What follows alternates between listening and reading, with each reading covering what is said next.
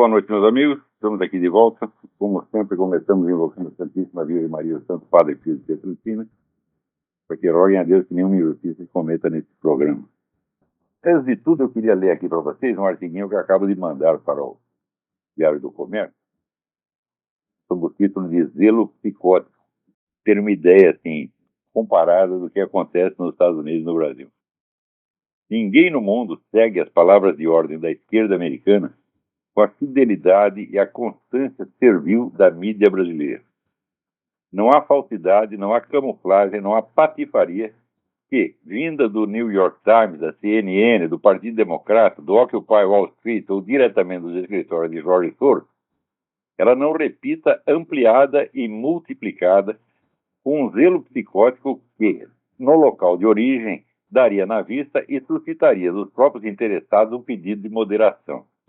É que lá, mesmo os mais extremados propagadores de ficções politicamente rentáveis, sabem que não podem passar de um certo limite, sem ser desmascarados e às vezes ter de pedir desculpas pelo vexame. No Brasil, o campo é livre. Jornais, revistas e TV podem mentir à vontade, sabendo que o troco, se vier, não passará de uns gemidos esboçados por 3 ou 4 colunistas de direita, tão temíveis quanto um entre os canhões de Stalingrado, entre os quais esses que vos faço. Você vê que eu não considero que eu tenha mais influência na hora das coisas do que um pum teria na Batalha de Stalingrado. Nenhum órgão da grande mídia americana conseguiu esconder que um repórter da NBC havia maquiado a gravação da conversa entre George Zimmerman e a polícia para fazer parecer que o inspetor de quarteirão havia atirado em Trayvon Martin por puro racismo. Também nenhum se recusou a publicar, quando apareceram, o vídeo e as fotos em que a cabeça do autor dos disparos mostrava manchas de sangue na parte de trás, minutos depois do ocorrido, provando que ele dissera a verdade ao alegar que Martin, maior e mais forte, tentara lhe esmigalhar o crânio, batendo repetidamente na quina da calçada. No artigo eu dou todos os links para essas coisas aqui, agora que não tem links de 4 linhas aqui, não vou ler agora. No Brasil, o Globo, ao noticiar a libertação de Zimmerman, suprime esses 2 fatos, apegando-se com desespero fanático à lenda urbana do crime racista, posta em circulação com base na fraude pela qual o engraçadinho da NBC já foi investigado e desmascarado. Quer dizer, a própria NBC confessou. Se bem que a estação procura ainda desculpá-lo, dizendo que ele fez a coisa por engano, tem intenção de manipular a opinião pública. É evidente que o cara vai perder emprego de qualquer maneira. O Globo, quer dizer, você já foi demitido por ter feito isso, né? A NBC só não quis meter um processo criminal nele, então ela falou, não, ele fez por engano, foi coitado, não tem experiência, é burrice, etc, etc. O Globo mente da maneira mais despudorada ao dizer que Zimmerman, ao ver Trayvon Martin, aspas, considerou-o suspeito e atirou, fecha aspas, como se nada tivesse acontecido entre esses 2 momentos. Veja, aqui na conversa, eu vou lembrar para vocês o negócio, né? A conversa do Zimmerman com o polícia foi a seguinte, olha, aqui tem um sujeito suspeito. Daí o polícia pergunta, ele é preto ou é branco? E o Zimmerman responde, acho que é preto. Acho que é preto porque não estava vendo que estava com capuz. O cara da NBC cortou e ficou assim, aqui tem um sujeito suspeito, ele é preto. Pronto, virou um crime racista e criou esse bafafá enorme. O jornal noticia que Zimmerman está sendo processado por assassinato em 2º grau, isto é, homicídio não intencional. Mas não contente se querem esclarecer os leitores que o próprio conteúdo da acusação já exclui in limine a hipótese de crime racista, a qual nem mesmo a promotoria ávida dos aplausos da esquerda conseguia engolir. Quer dizer, se for um homicídio não intencional, como é que pode ser racista? Eu não teve intenção nenhuma, muito menos intenção racista. Então, isso quer dizer, a promotoria já deu ao Zimmerman uma acusação e já, vamos dizer, elimina a possibilidade de crime racista. Isso aí não se discute mais, acabou. Né? Hipótese de crime racista, a qual nem mesmo uma promotoria ávida dos aplausos da esquerda conseguiu engolir. Com recursos financeiros ilimitados e o estímulo da própria presidência da República, que fez do capuz de Trayvon um símbolo da candidatura Obama, a campanha histérica que se montou contra o acusado impingiu a metade da população à farsa do crime racista e transformou, da noite para o dia, um imigrante hispânico, pobre e sem aliados, em algo como um supremacista branco loiro e de olhos azuis, empenhado em varrer do planeta as raças inferiores. Nos Estados Unidos, a gritaria anti-Zimmermann sobre os golpes dos fatos adversos já arrefeceu um bocado. Se depender de O Globo, ela continuará ecoando pelos séculos dos séculos.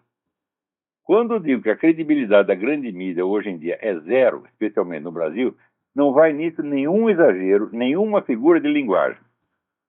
No tempo em que existia jornalismo, ele era uma variante menor da ciência histórica, fazendo uso essencialmente dos mesmos instrumentos de pesquisa e critérios de julgamento do historiador profissional. Privilegiava os documentos de fonte primária e os testemunhos diretos, tratando as opiniões e reações emocionais, no máximo, como complementos interessantes. Agora, o inverso equivale. Uma das principais ocupações da mídia é suprimir documentos e testemunhos, encobrindo sob camadas e camadas de opiniões bem pensantes, jogos de cena, slogans e apelos irracionais ao sentimento das massas. Não é jornalismo, é show business, propaganda e engenharia comportamental. O que me pergunto é até quando o público consentirá em ser feito de palhaço num espetáculo em que é o palhaço quem paga o ingresso. Será que ninguém sabe que a Delegacia do Consumidor existe também para defender leitores ludibriados por empresas de comunicação? Essa é uma possibilidade que está aberta aí há anos. Existe a Delegacia do Consumidor e o sujeito que anuncia um produto e entrega outro está sujeito a ser processado na Delegacia do Consumidor. O que vocês estão esperando? Para fazer isso com a Folha, o Globo, o Estadão, tá certo? Os canais de televisão, tá certo? Se fizer isso, olha, quando chegar na 15ª, eles vão mudar a orientação disso. Então, para vocês terem uma ideia, quando eu falei esse negócio dos documentos primários, pontos primários, olha, eu quando comecei a trabalhar no jornalismo ainda tinha essa norma. Você, olha, primeiro, o que você coloca, o que é baseado em documentos. Se não tem documento, então um testemunho direto. Agora, opinião, o que você achou, gostou, não gostou, eu falo, bom, isso aí é o complemento, né? Então, vocês podem procurar os manuais de jornalismo. Você tinha até uma norma, a norma foi formalizada no Jornal do Brasil, aliás, por iniciativa do Alberto Dines, que aprendeu uma técnica do jornalismo americano e as introduziu no jornalismo brasileiro. O Jornal do Brasil ainda nos anos 50%. Né? Então, tinha um negócio que chamava lead. Lead é o que vem na frente, né? Então, líder é a palavra americana, de onde sai a palavra liderar, quer dizer, o que vem na frente. Então, o líder é constituído de 5 linhas. Podia ter 6 ou podia ter 4, mas o ideal era ter exatamente 5. Em que você dá a essência do fato. O sublíder em 3 linhas, no qual você dá algum detalhe que seja importante para ressaltar o sentido, tá certo? O sentido ou a fonte do fato. Daí você coloca o intertítulo e vai colocando os vários detalhes, vai empilhando a coisa. Indo, então, do detalhe mais material, então você ia, vamos dizer, da materialidade do fato para os seus aspectos mais periféricos, que seriam, por exemplo, as reações das pessoas, tá certo? E as opiniões a respeito. Mas a opinião vinha em último. Agora, vocês viram que ao longo de todos os 16 anos em que houve a ocultação do Foro de São Paulo, quando começou a vazar alguma coisa e dar um bafafá, as opiniões vinham, não só vinham em primeiro lugar, como elas se substituíam ao fato. Vocês podem ter lido até opiniões sobre o Foro de São Paulo, no Globo, na Folha, no Estadão, sem jamais uma menção aos documentos e aos próprios fatos do Foro de São Paulo. Então era só opinião. E de repente ia lá um sujeito dizendo, olha, eu acho que o Foro de São Paulo não tem importância, etc. Digo, mas o que é o Foro de São Paulo? Onde ele se reúne? O que aconteceu? Nada. 000. Era só opinião. Não tinha o fato. E isso durante 16 anos, gente. Né? Então, você vai dizer que isso é uma coincidência, com um erro cometido por um jornal? Não. Isso é orientação geral. Então, esse negócio de mídia virou uma coisa terrível. Então, eu recomendo até a vocês, para aqueles que leem francês, esse livro aqui, Elisabeth Lévy, Le Maître Penseur. É um jogo de palavras, porque existe a palavra, né, Maître Penseur, né, mestre de pensamento. Então, ela mudou para Maître Penseur, ou Mestre Tensores. E ela é uma jornalista que trabalha na revista Marianne, revista de um colunista de muito sucesso na França, e ela dá aqui um panorama aterrador do que se fez na mídia francesa e, sobretudo, na mídia cultural nos anos 90, que ela chama década de chumbo. E foi a época em que, vamos dizer, ficou na moda assim, você inculpar o passado. Tudo que foi no passado foi uma coisa medonha, né? É a Inquisição, é o Holocausto, etc. É como se nada mais tivesse, a nossa época fosse, assim, de uma elevação moral fora do comum, né?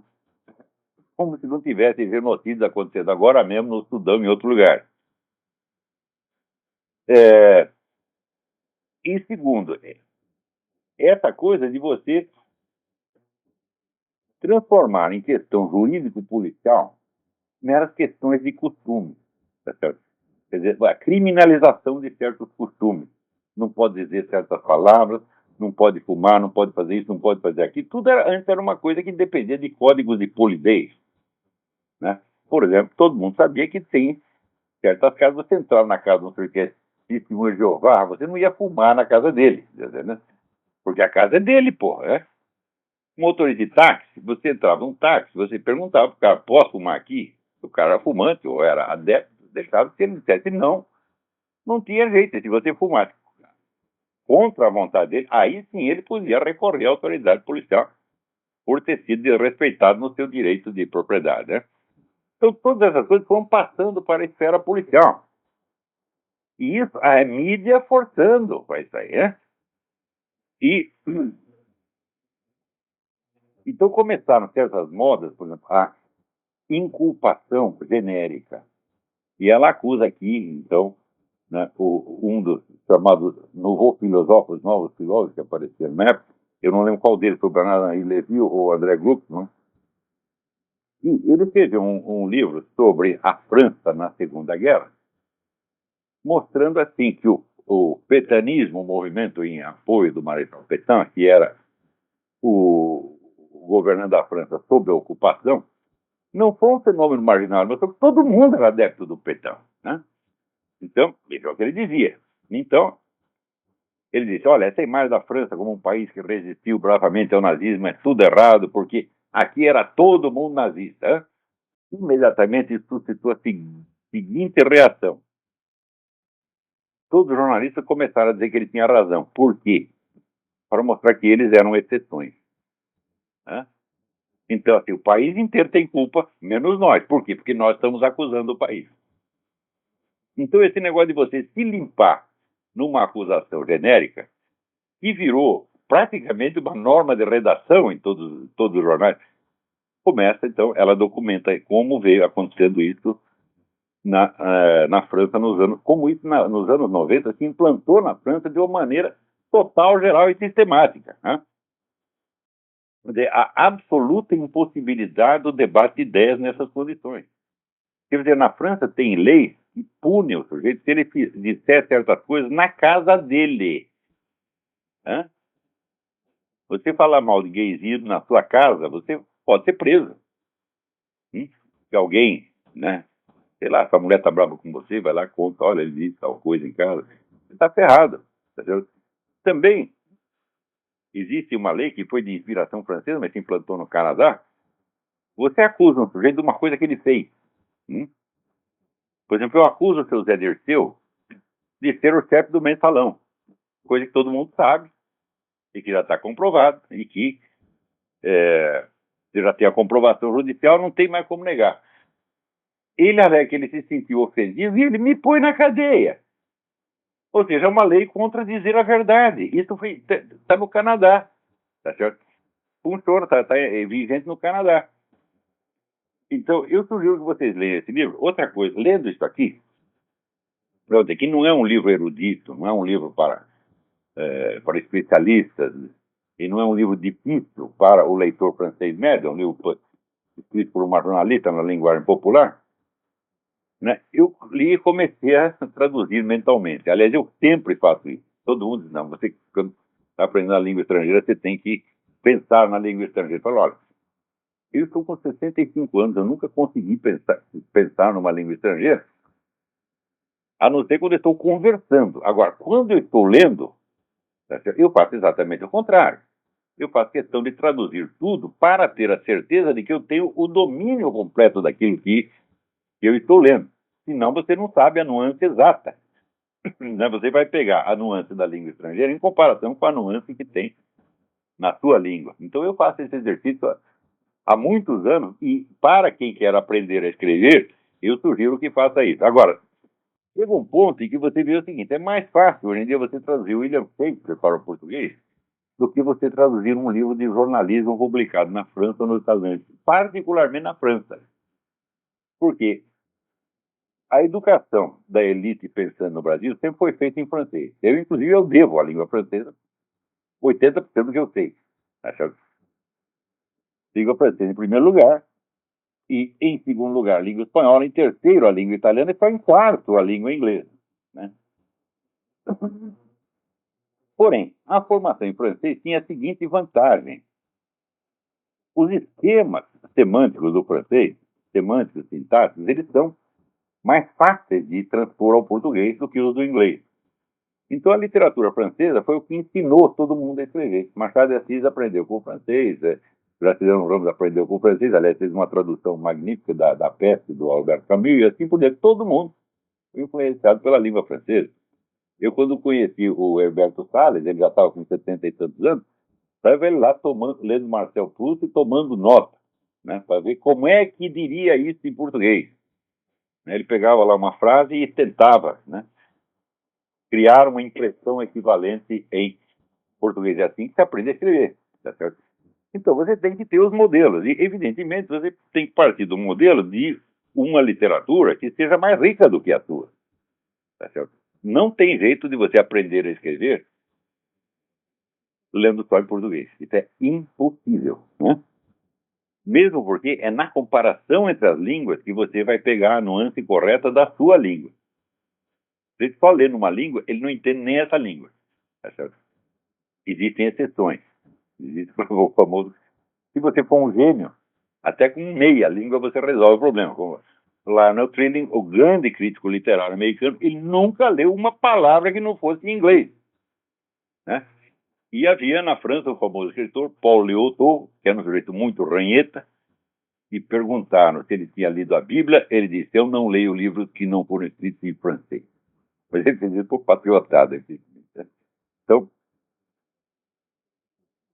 mas eles são gênios excepcionais. Para nós, comuns dos mortais, nós precisamos da outra língua para nós conseguirmos, aos poucos, ir pegando o peso, o valor relativo das palavras. Só que eu vejo que, por exemplo, se eu lesse um escritor brasileiro dos anos 50, por exemplo, Álvaro Lins, você via claramente a influência da língua francesa. Quer dizer, havia vários truques, várias maneiras de montar frases, e vários jogos de nuances que ele tinha, obviamente, adaptado do francês. Isso era visível em todos os escritores brasileiros. Acontece que a partir dos anos 70, 80, todo mundo começou só a ler inglês e não ler mais francês. E os esquemas do inglês não se adaptam ao português de jeito nenhum. Eles são muito esquisitos.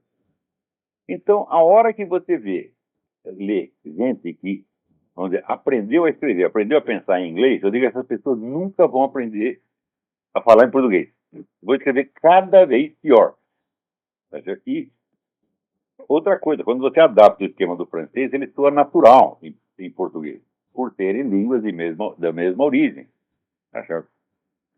Agora,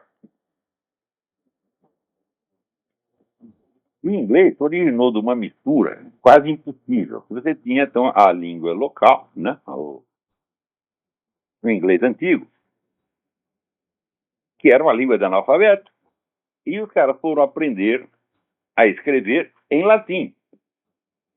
Então usavam a gramática latina, a qual não se adaptava à sua língua. Então, você tem uma multidão de incoerências na língua inglesa, que é um negócio assim absolutamente alucinante, né? Então, até o som das palavras. Aqui tem palavras que podem soar de 5, 6, 7 maneiras diferentes, tá certo? E você nunca sabe, tá certo? E você ouve uma pessoa falando de um jeito, outra falando do outro completamente diferente, e não é questão de grau de cultura, pessoas igualmente cultas, tá certo?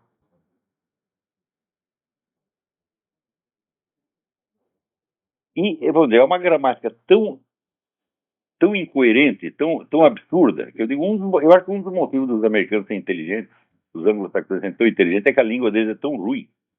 Né? O sujeito, só para aprendê-la, ele tem que ter um QI a mais, tá certo? A prática, as gramáticas das línguas latinas são muito mais organizadas, muito mais racionais. Né?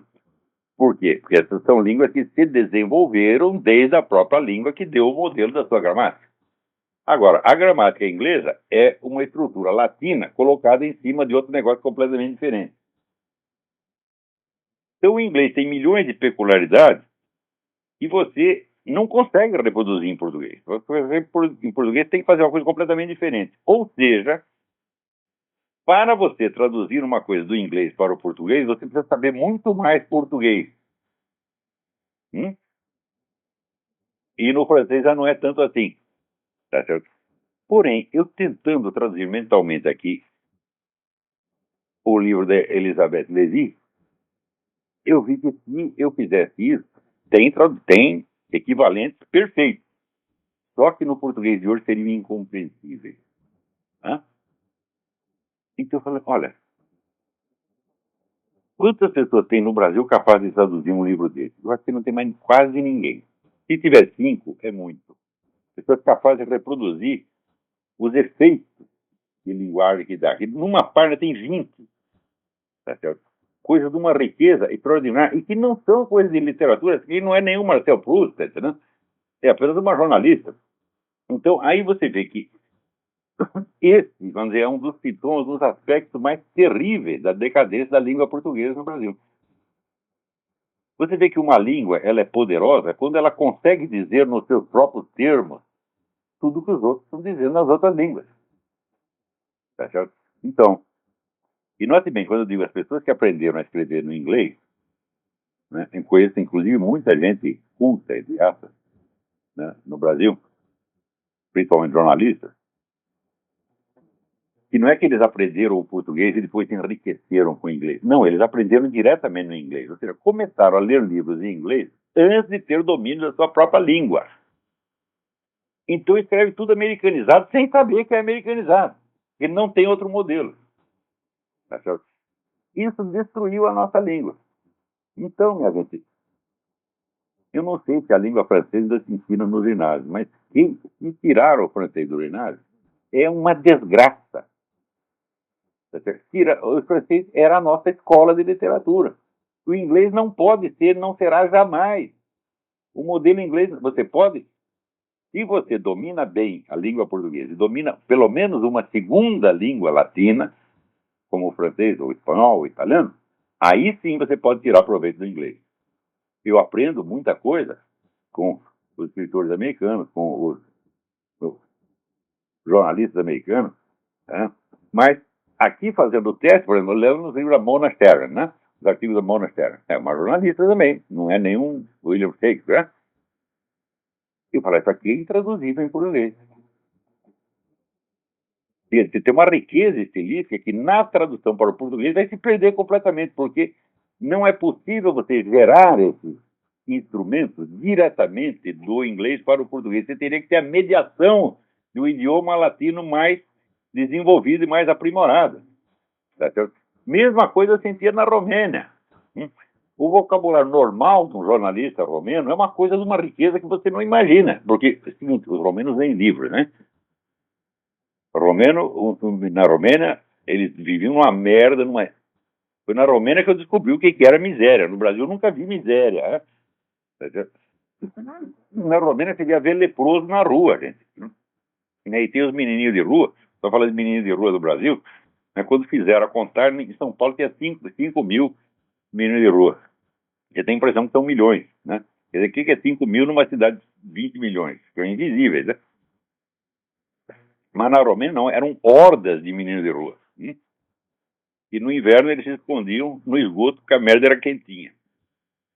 Mas com tudo isso, ainda é um povo culto. Então chegar um mendigo para você, ele pedia esmola em romeno. Você não entendia, ele pedia em francês. Você não entendia, ele pedia em inglês. Você não entendia, ele pedia em alemão. E se você não entendia, ele pedia em russo. Hã? Quer dizer, o cara sabe, no mínimo 3 línguas. Né? Um dia eu tomei um táxi e perguntei para o homem se ele falava francês. Ele falou não. Fala inglês? Não. Ele fala espanhol? Não. O que o senhor fala? Eu falo alemão e russo. Eu falei, me ferrei aqui. Então dei lá umas instruções no alemão, né? Daquele retardado mental.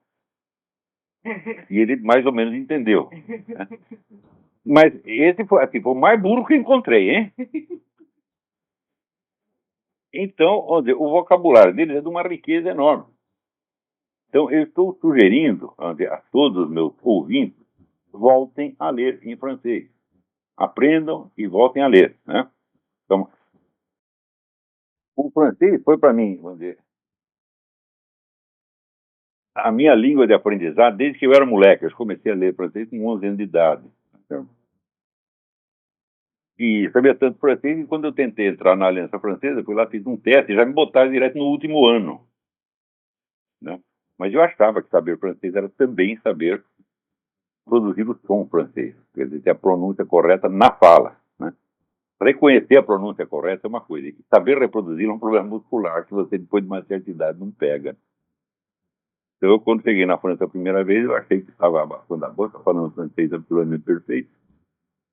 E cheguei no prédio da Unesco e tinha lá um velhinho sentado na portaria. Eu chego lá, monsieur, s'il vous plaît, où est la délégation présidente? Ele olha para mim e pergunta, o senhor é português, não é?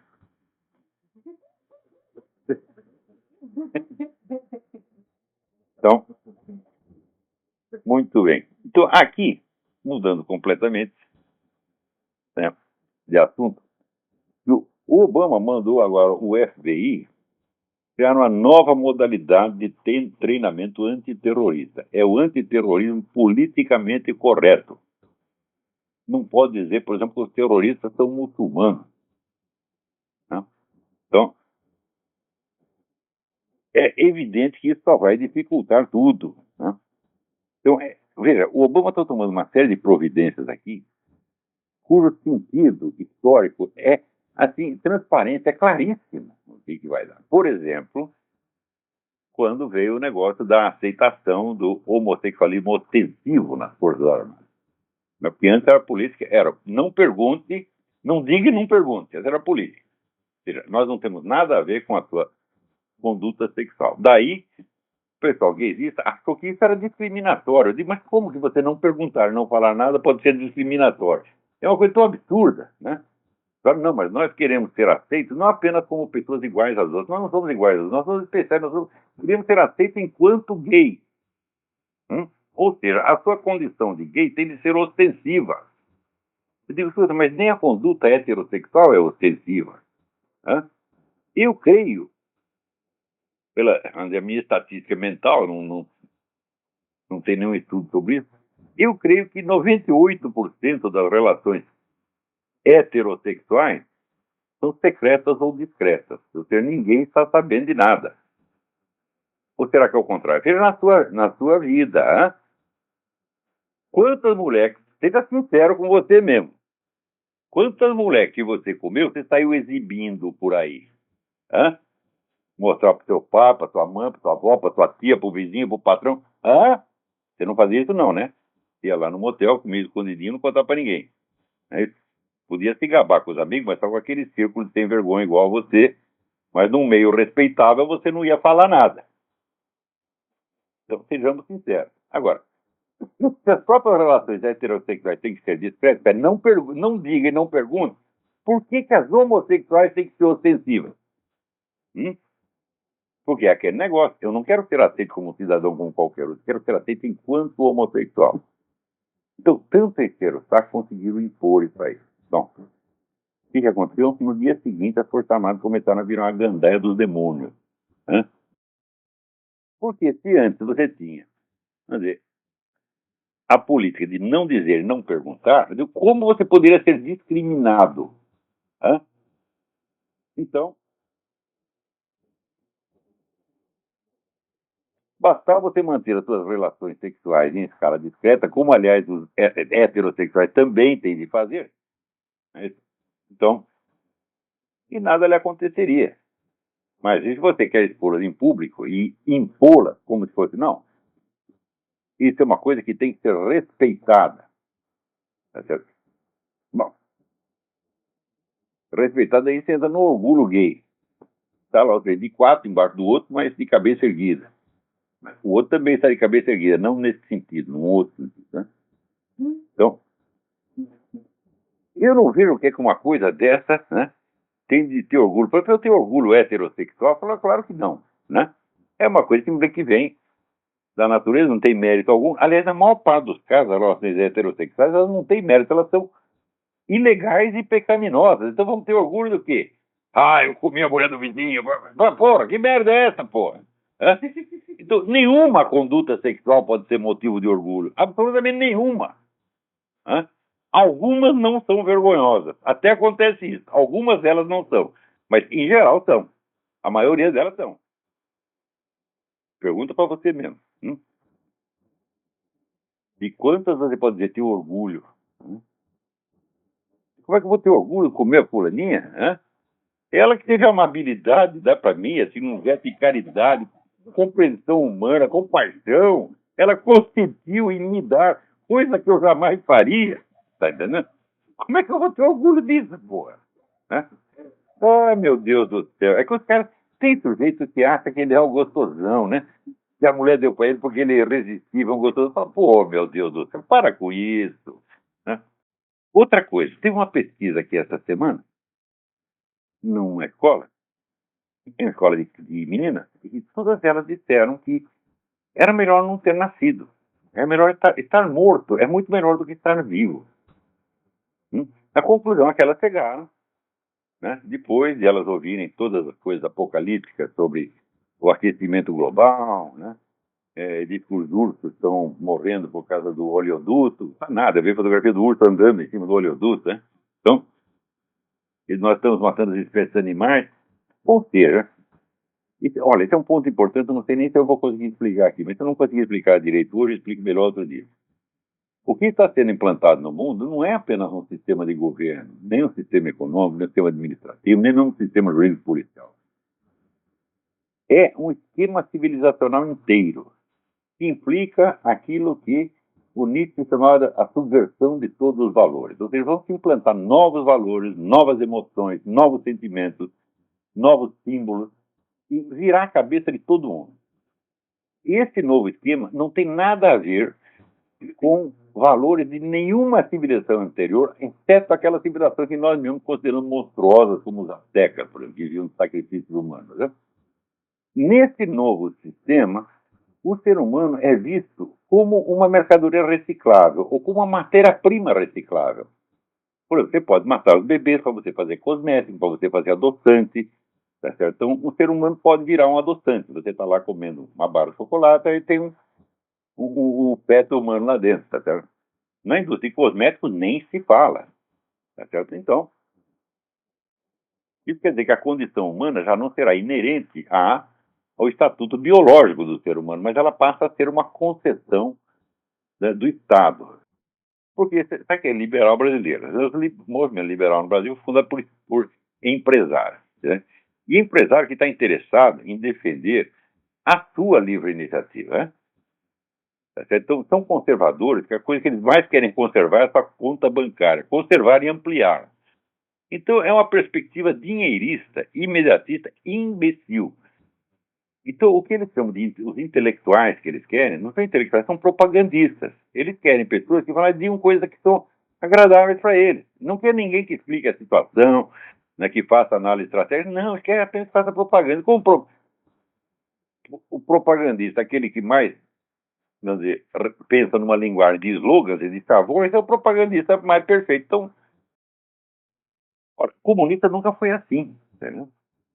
Mas nunca. Nunca. Quando eles iam fazer análise estratégica, faziam para valer. Doa aqui e doer, porra. Nós queremos saber a verdade, queremos saber o que está acontecendo. Olha, está doendo no cu aqui, eu quero saber de onde vem a piroca. Hã? Tem que saber. Né? Agora, os liberais não, eles só querem ouvir coisas que os animem. Eles gostam muito de autoajuda, entendeu? É por isso, falando, é um monte de burguesinho, pó de arroz, só quer ser afagado. Eles não querem fazer política coisa nenhuma, não querem lutar, não querem. Ai, ai, ai. Né?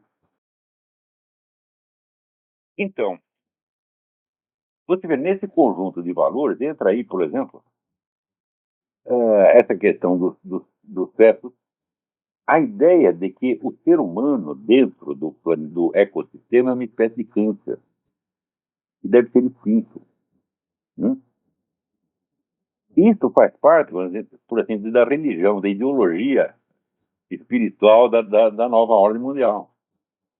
Né? Então, você veja, o príncipe Philip, que é um dos responsáveis por essa coisa, ele disse que se ele morresse e nascesse de novo, ele queria nascer como vírus, para matar um montão de gente.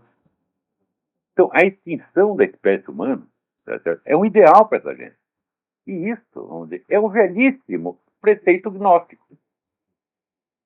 Então, isso quer dizer, as análises que Eric Fögel fez nos anos 30, 40, dizendo que as ideologias modernas eram, vamos dizer, uma espécie de renascimento do gnosticismo, são perfeitamente certas, muito mais certas do que ele mesmo imaginava.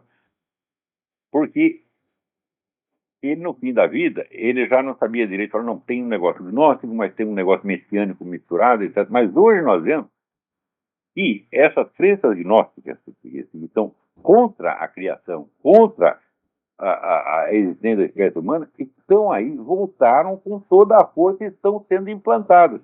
Então as menininhas dessa escola, elas ouvem essas coisas, né? Que conclusão elas chegaram? É muito melhor estar morto do que estar vivo, pô. Porque estar vivo é você ter um câncer. Né? Para você viver, tem que matar as formiguinhas, tem que pisar nas minhocas, não é isso? Então, você vê, não tem o plano ecológico de deixar 90% do espaço terrestre para, né, os animais selvagens, e a espécie humana só poder ocupar 10%, isso aí está sendo discutido seriamente na ONU. Então, quer dizer, a Terra não é nossa, tá certo? Porque na tradição bíblica, e quase praticamente todas as tradições religiosas da humanidade, a Terra pertence ao ser humano, foi dada ao ser humano, para que ele a use, claro que a use com sabedoria, tá certo? Mas, nesse caso, não, nós somos intrusos. Isso aqui pertence aos lobos, aos ursos, aos tatu-bolas, às minhocas, às formigas, às serpentes, às lagartixas. As lagartixas, aqui nos Estados Unidos, umas lagartixas tão nojentas. Né? O bicho, assim, ele é meio azul, né? É meio azul com uma lista prateada, um negócio assim, parece um extraterrestre. Né? Eu vejo isso, eu fico sem comer 3 dias. Né? E, mas aí ela tem o direito, o espaço é dela, eu que tenho que, né? Eu vi a lagartixa, eu que tenho que ceder o espaço para ela. Né? Então, essa semana, na Colômbia, aconteceu um negócio extraordinário. Quem leu os meus artigos a respeito do Coronel Plaza deve lembrar o caso de uma testemunha chamado Edgar Villamizar, né, que foi como uma das testemunhas principais da acusação, porque encontraram no armário dele, ele era soldado, no armário dele no quartel, tinha lá um manuscrito em que ele contava que tinha visto o Coronel Plaza levar vários prisioneiros para a escola de cavalaria e dar sumiço neles lá. Prisioneiros que foram presos naquele ataque ao Palácio da Justiça em 1985. Né? Eles entraram lá, queimaram o prédio, mataram 90 pessoas. Né? E daí o exército foi chamado e o Coronel Plaza, comandando lá um esquadrão de tanques, né, invadiu o lugar e libertou 300 pessoas, matou lá uns terroristas, mas no meio tinha lá uns 10 que disseram que estavam desaparecidos. Depois apareceram os cadáveres já apareceram, mas eles continuam desaparecidos oficialmente. Então esse Edgar Villamizar era a única testemunha que tinha contra o Coronel Plaza. E mesmo assim ele não estava presente, Ele não foi interrogado. Tá certo? E não foi um depoimento que ele escreveu para o processo, foi um manuscrito que encontraram dentro do armário dele. E esse Villamizar desapareceu. Inclusive o nome dele estava errado, botaram aí Vila Real, né? Passados 30 anos, aparece o tal do Edgar Villamizar morando na França e ele disse, eu não escrevi porra nenhuma, eu não sei quem é esse Coronel Praças, eu não estava na escola de cavalaria, não sei de coisa nenhuma. Ele foi na promotoria e fez essa declaração. Eu não escrevi isso, essa assinatura não é minha, não tem nada a ver com isso. Daí, de repente, virou um negócio. A promotoria, a fiscalia, a fiscal federal, Ângela Buitrago, disse ao contrário, está aqui a prova grafológica, contratamos um grafologista e ele examinou e ele disse que essa assinatura é mesmo do tal do Villamizar. Só que é o seguinte, a assinatura do Villamizar, que foi entregue ao grafólogo para conferir, não foi conferida com aquele manuscrito, mas com outro manuscrito qualquer que a própria Ângela Buitrago entregou para o grafólogo, e o grafólogo disse, eu não sei que papel é esse.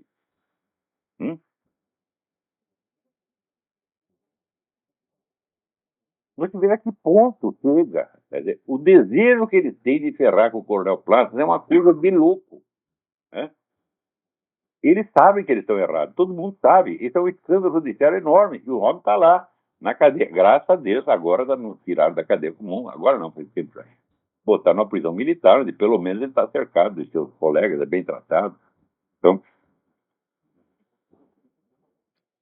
mas não querem que ele saia da cadeia de jeito nenhum.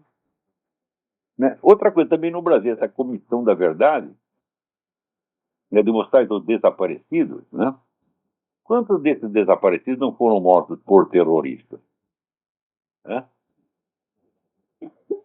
Ou seja, caras traidores, para aquele costume lá é, se você mijou fora do pinico, nós acabamos com você. Vai haver uma investigação disso? É claro que não. Outra coisa, quantos tais desaparecidos estão aparecidos vivendo com outro nome em Cuba? Há muito tempo. Isso foi investigado? Não. Também, outra coisa que nunca foi investigada é a ação do Serviço Secreto Soviético no Brasil. Eu estou dizendo há 30 anos. 30 anos, né? Olha aqui, ou gente das Forças Armadas, ou conservadores, ou liberais.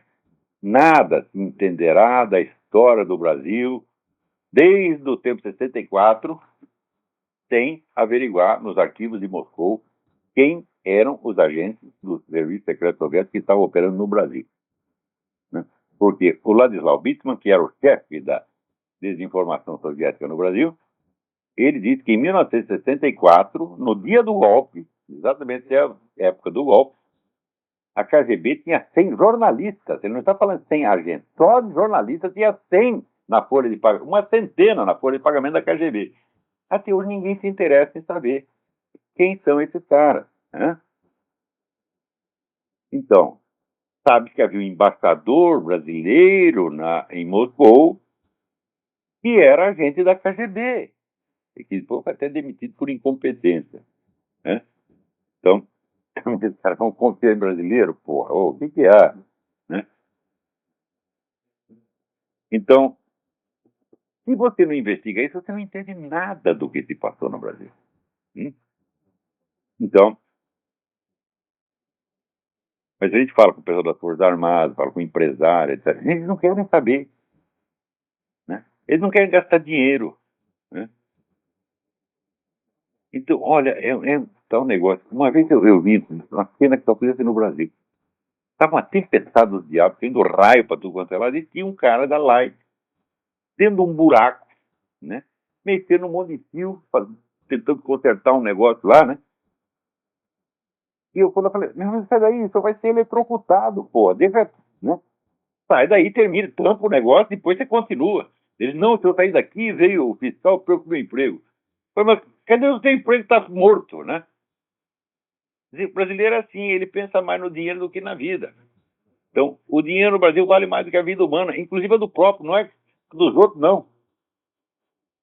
No Brasil, o Brasil é um país que você oferecer $1 milhão para o sujeito se matar, ele se mata. Ele não vai perguntar, como é que eu vou gastar o dinheiro depois de morto? Não. Agora também, né, vão regulamentar a prostituição. Eu sempre achei que a lei brasileira com relação à prostituição é uma das melhores do mundo, porque ela não criminalizava a prostituta. É coisa notória que 98% das prostitutas não estão ali de sacanagem, estão ali porque não arrumaram outro emprego, tá certo? E como diz, tem que se virar, tem que fazer alguma coisa, né? Então não é justo persegui-la, tá certo? Eram perseguidas, né? Eu lembro no tempo que tinha a livraria de Pac, aquela pracinha que tem ali perto da rua Doutor Vila Nova, não era Vila Boinha, outra pracinha que tem lá. Às vezes, pegava meu sócio embora, a gente fechava a livraria, mas eu ficava ali lendo, né? Ficava estudando, eles deixavam a porta de ferro, assim, 40 centímetros do chão, né?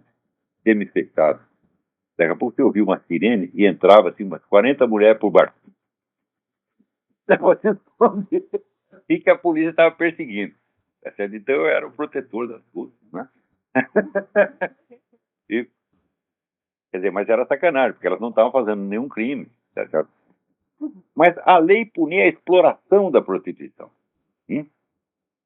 E eu acho que essa lei é absolutamente perfeita. Então, é claro que o sujeito que explorava aquelas mulheres, ele ganhava muito mais do que ela, né? A mulher ganhava R$100, você chegava lá, dava 3 tapas nela, pegava 90, deixava 10 para coitado, né? Então, a lei brasileira era justíssima. Agora não, agora vamos querer regulamentar a exploração do lenocínio. Quer dizer que o cafetão deixará de ser um criminoso, ele vai ser um empresário. Não é uma coisa maravilhosa? Assim como o traficante, né, de tóxico também será um empresário, vai todo mundo virar empresário. Estou pensando, eu também vou me estabelecer no ramo das drogas, da prostituição, da jogatina, tá certo? Que seria um empresário respeitável, né? Então, eu estou um negócio, o que o Fernandinho Beiramar está fazendo na cadeia? Né? Não é justo, porque os sócios dele estão todos numa boa, né? O pessoal da Farc é bem tratado. Então, e o Fernandinho Beiramar, mil vezes, ele disse, os meus negócios eram tudo com a Farc, né? Eu trazia armas do Líbano, né? Ia lá, trocava por 2 toneladas de cocaína com a Farc. E espalhava cocaína para tudo quanto é lado. A Farc jamais foi investigada no Brasil, nem será.